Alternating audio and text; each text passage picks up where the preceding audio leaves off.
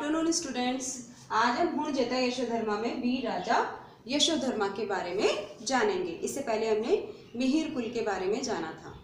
संकट की घड़ियों में भारत माँ की कोख से एक ऐसे महापुरुष का उदय हुआ जो पूरी अपनी छोटा ज़रूर था उसका राज्य, लेकिन उसने पूरा अपना समर्पण पूरे देश के लिए कर दिया। मालवा प्रदेश के एक छोटे से राजा यशोधर्मा से यह स्थिति देखी ना गई। हुण सम्राट को सिंहासन से नीचे घसीटने की उसने प्रतिज्ञा कर डाली थी। हुण राज्य छोटा था, परंतु उसका लक्ष्य बहुत महान था।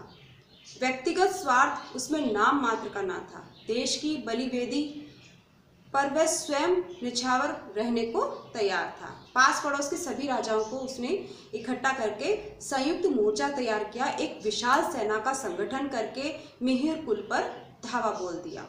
संगठन में कहते हैं ना, संगठन में एक अजय शक्ति होती है।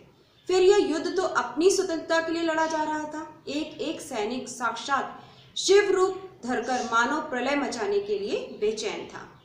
मंदसौर नामक स्थान पर हुण सेना और राजा यशोधर्मा के बीच की सेना में युद्ध प्रारंभ हुआ। मैदान शत्रु सैनिकों की लाशों से पट गया। यशोधर्मा तो मानो साक्षात काल बनकर हुणों पर टूट पड़े। भारतीय तलवार के आगे हुणों की हिम्मत टूट गई। देखते देखते जो हुण सम्राट था उसे बंदी बना लिया गया। फिर क्या था, हुण सेना में हाहाकार मच गया।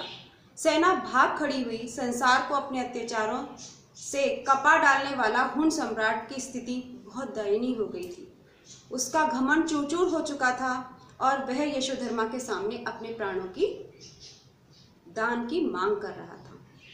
यशोधर्मा को उस पर दया आ गई और उसने उसको प्राणदान दे दिया। शर्त केवल यह थी कि वह भारतीय प्रदेश खाली करके चला जाए। इसे मानने के अलावा उसके पास कोई और चारा था भी नहीं। हुणों को पराजित करने के बाद यशोधर्मा की कीर्ति चारों ओर फैल गई। उज्जैनियों में उसका भव्य स्वागत किया गया। वह वहां के सम्राट घोषित किए गए। महाराजा अधिराज बनते ही उन्होंने सिंधु नदी के पार जाकर जो बचे कुचे हुण सैनिक थे उन्हें भी जड़मूल से खत्म कर दिया।